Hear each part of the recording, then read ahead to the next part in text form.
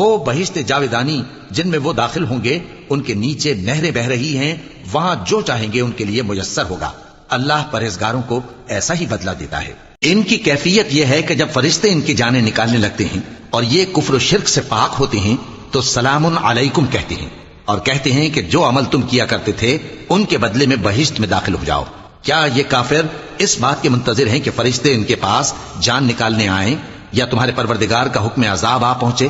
اسی طرح ان لوگوں نے کیا تھا جو ان سے پہلے تھے، اور اللہ نے ان پر ظلم نہیں کیا بلکہ وہ خود اپنے آپ پر ظلم کرتے تھے، تو ان کو ان کے اعمال کے برے بدلے ملے، اور جس چیز کے ساتھ وہ ٹھٹے کیا کرتے تھے اس نے ان کو ہر طرف سے گھیر لیا۔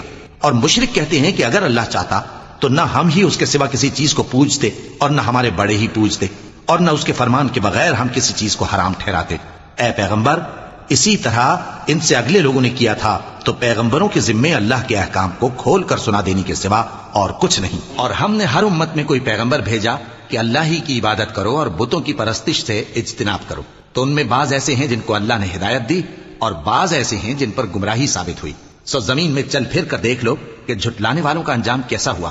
اگر تم ان کفار کی ہدایت کے لیے بہت زیادہ خواہش رکھو، جس کو اللہ گمراہ رہنے دے اس کو وہ ہدایت نہیں دیا کرتا، اور ایسے لوگوں کا کوئی مددگار بھی نہیں ہوتا۔ اور یہ اللہ کی سخت قسمیں کھاتے ہیں کہ جو مر جاتا ہے اللہ اسے زندہ کر کے نہیں اٹھائے گا۔ کیوں نہیں؟ یہ اللہ کا وعدہ سچا ہے اور اس کا پورا کرنا اسے ضرور ہے، لیکن اکثر لوگ نہیں جانتے۔